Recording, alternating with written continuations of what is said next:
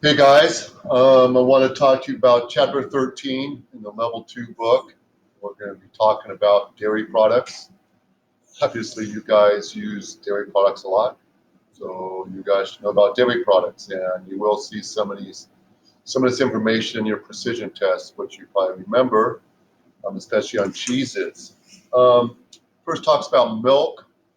So you should know the different types of products, milk out there, and how to use them, right? Especially since this day and age of high incidence of lactose intolerant people, and you could be using lactose intolerant milk. Okay, so if you have lactose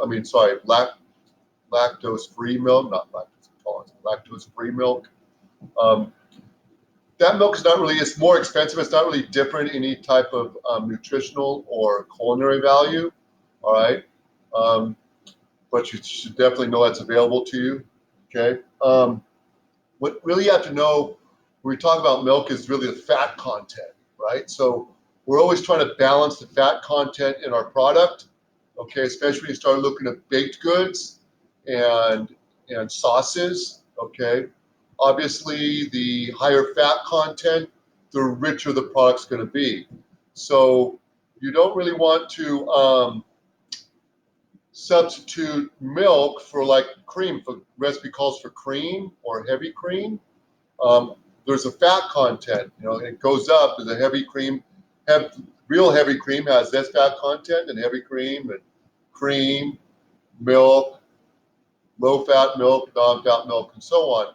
So you really have to be careful if you're looking for a really rich sauce. You really want use a cream or a milk product that has a high fat content, and you can't really substitute that with anything else. Okay, so that's really something to be aware of when you're actually cooking. Also, baked products as well. If you want a real richer baked product, you would use a heavier cream. Um, for instance, our rustic tart dough. All right, we use cream in there to make that nice, rich, heavy, heavy dough. But if you put milk in it, it's really not the same thing. It doesn't come out the same. It doesn't have that rich flavor you get in that dough. Okay, so you have to be careful with that. Um, Also, obviously, buttermilk. You guys have worked with buttermilk before, and acid is incorporated into that. It's usually a bacteria, and it's creating that acidy, heavy taste in that buttermilk. Great for rich baked products like buttermilk pancakes, buttermilk biscuits, buttermilk. My lemon blueberry muffins use buttermilk. Just got to remember, if you have a buttermilk um, in that recipe, you make sure, if you're trying to get a leaven out of it, then you have to make sure that you're balancing out that pH scale with some kind of base, usually baking soda.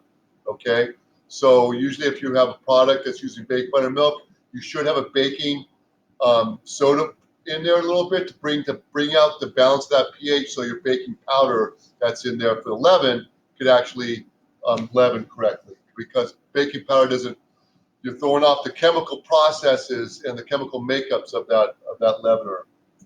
Okay, you probably know that you can make buttermilk. If you don't have buttermilk, the recipe calls for buttermilk. You can actually add lemon juice to, or even vinegar to milk, regular milk, and you can get that buttermilk. Okay, um, definitely know the difference between evaporated and condensed milk. Okay, they're both evaporated. They're both cooked to get the moisture out, so they're thicker. But condensed milk has sugar content added to it. Okay, so you can't substitute it. If you have a recipe that calls for evaporated milk, you can't substitute sweetened, or it's called usually sweetened condensed milk. But condensed milk, it has sugar content to it. You're adding sugar to your product you don't know about. Okay, now you could substitute evaporated milk for sweetened condensed milk. You just got to add more sugar to it if you're looking for that.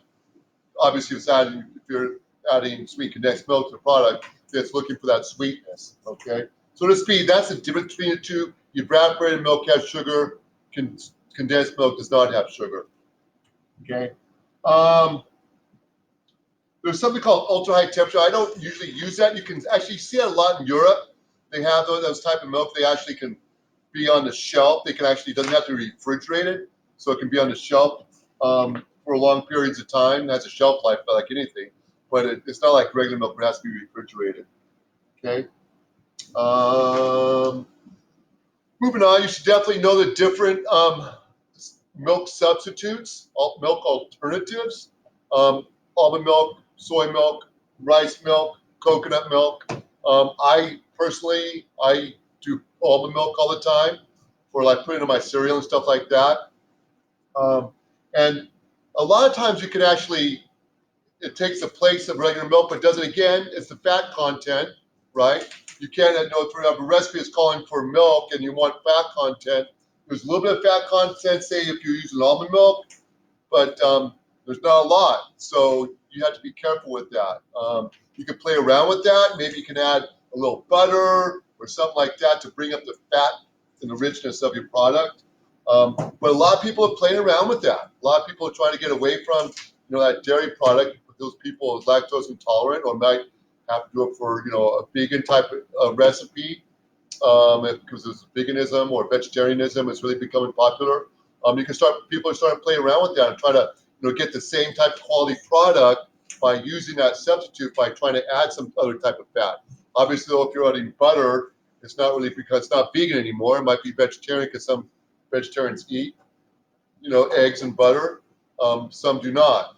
So you just have to be careful. Okay, so know definitely that. I mean, it talks about creams again. Like I said, there's different fat contents in cream. There's it's called very heavy whipping cream. I have never actually used that. I didn't even know that was a thing until I read about it in this book. I've always seen the heavy cream. That's the only thing I've ever dealt with. I've never seen very heavy cream, and it's a difference between 2 to 4% fat, which really is a lot if you think about it. So I've never seen that though. Usually I just seen heavy cream. But really if you have regular whipping cream, which they call light whipping cream, but if you just go to the store, you see heavy cream or whipping cream. Whipping cream is a light whipping cream. If you really again want something that's really rich, you want to use the heavy whipping cream. Okay. Half and half, it's very interesting. I use half and half in my coffee all the time.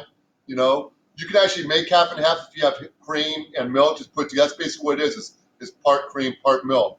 Bring that together and you have half and half. So you can always make your own half and half if you need to. Okay. It talks about cultured dairy products. Obviously, the yogurts, the sour creams, and what we call creme fraiche.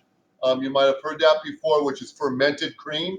All right, and you should definitely know the acidity levels of it and the fat content of each. Right. So I mean, a lot of people using I use sour cream in sauces and yogurts and sauces. It also brings up buttermilk again, as far as that cultured type of dairy product.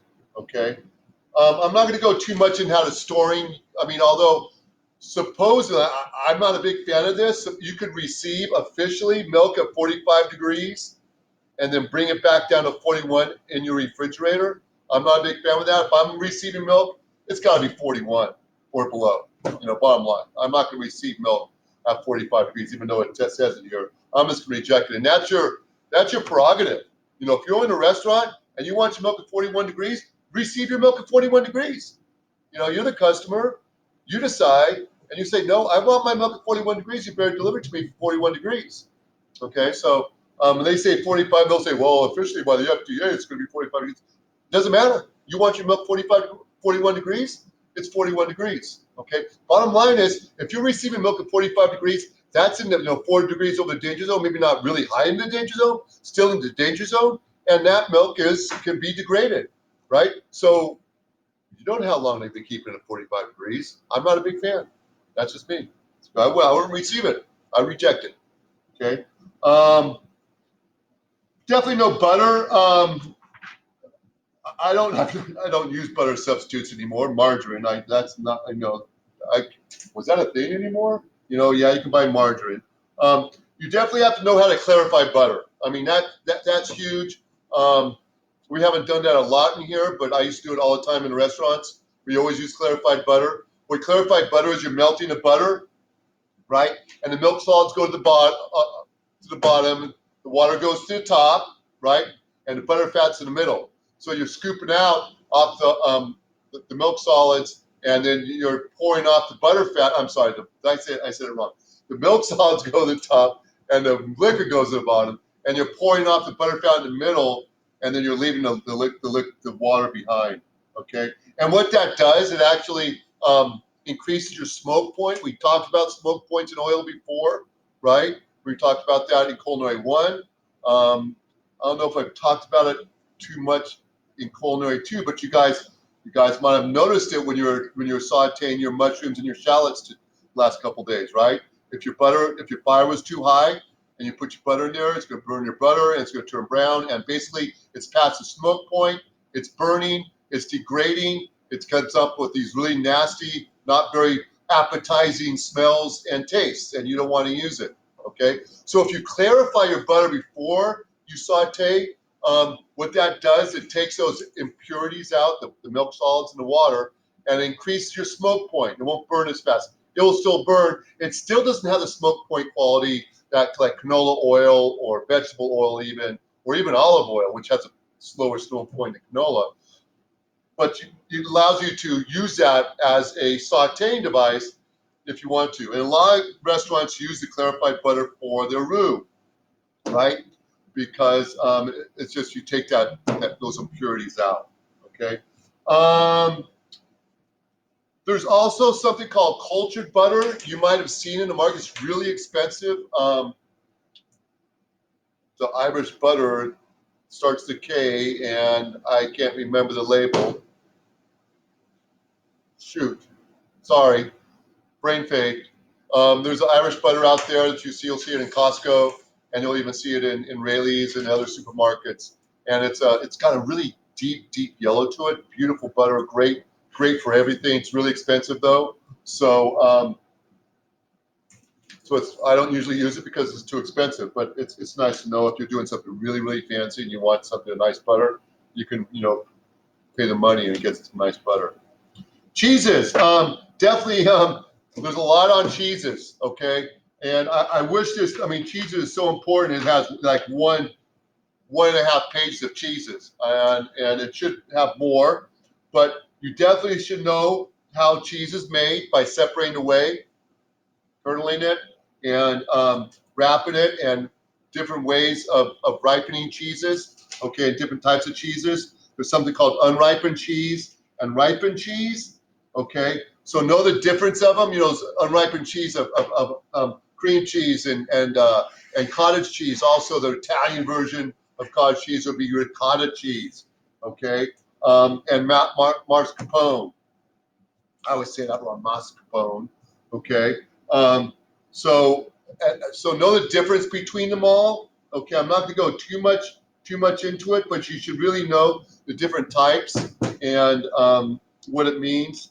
It also talks about processed cheese, when they're adding like a milk to the cheese or something like that, an emulsifier so it doesn't separate.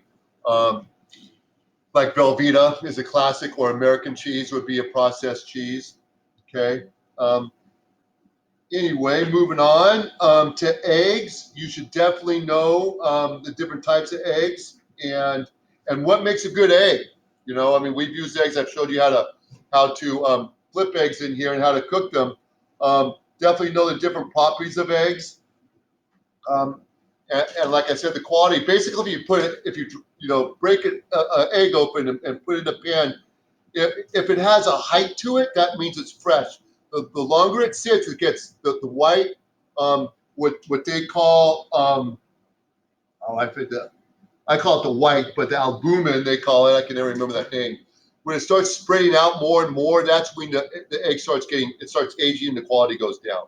Okay, so you could still use those eggs for baking and stuff like that, but you really don't want to use those for service, like for an over easy egg or anything like that, or put it on top of a nice, hamburger. Some people like to do that. Okay, so just know the different qualities. You should always receive your eggs. Same thing like milk. It says you can receive it at 45. Not a big fan. 41 degrees, baby. All right. So never get low quality eggs like grade B or even grade A. Always get grade AA eggs. There's no reason to get grade A eggs. Always get double A's. Okay. And you know, usually see large or extra large. Never get to medium because you know how your recipes go, and usually you get about 2 ounces of egg per large egg, and that's a good indicator of so if a recipe calls for so many ounces of eggs, you know, okay, I need this many large eggs. So that if you're dealing with that all the time, you just get large eggs and make your life simple. Okay. Um, also, you can get different egg products. There's something called pooled eggs. You can get egg whites. So let's say you're making a bunch of, I don't know, what are we making here with just egg whites? I don't know why I can't think of it. There's something we use in here for egg whites, and I don't know why it's not coming to me. I know it's one of our cake icing recipes uses egg whites, but something else I can't. Oh well. You can just go ahead and buy, a carton of egg whites and just don't worry about the yolks. Vice versa, you can. Oh, I'm getting a call. I can call them back later. All right. So know the different types of eggs you could use. Okay. Know how to hold eggs. You have a lot on cooking eggs here. And we're not going to go. I'm not going to go too much into that. I'm not a big fan of shired eggs or even baked eggs. Definitely know how to hard boil eggs. Okay, I mean that's people use. I'm not a big fan of hard boiled eggs. I don't like hard boiled eggs. That's why you've probably never seen in my recipes. But some of you guys might like hard boiled eggs. Some of you guys like hard boiled eggs into your potato salad. Know how to do that, and know after you cook them, you put them in cold water, and the egg will separate from the shell a lot easier. There's nothing more of a drag when you're trying to separate shell from a boiled egg, and it's stuck there, and it's just a hassle. And so you have to get all the shell off because you want shells in your product, right? So know that if you put them in ice water, you know that the shell will separate a lot easier from the egg after it's cooked. Okay, and I'm not going to talk too much about poaching eggs, scrambled eggs. That's we talked about fried egg. I call it over easy egg. I've been omelets. I used to actually make my culinary 2 students flip an omelet. Omelets, that's a great skill to know. And maybe I'll demonstrate that for you, is how to flip an omelet. It's harder than some ways it's easier than a over easy egg or a fried egg, but some way it's harder. All right, but if you have a really nice seasoned pan, it actually works out pretty well. Souffles. There's one that uses egg whites, egg yolks. Okay, that's good to know. Anyway, I'm going to put this chapter quiz out. Okay, so know the different parts of eggs. I'm going to make the quiz right now, hopefully before I have to leave. And hope you guys are doing well. Talk to you soon.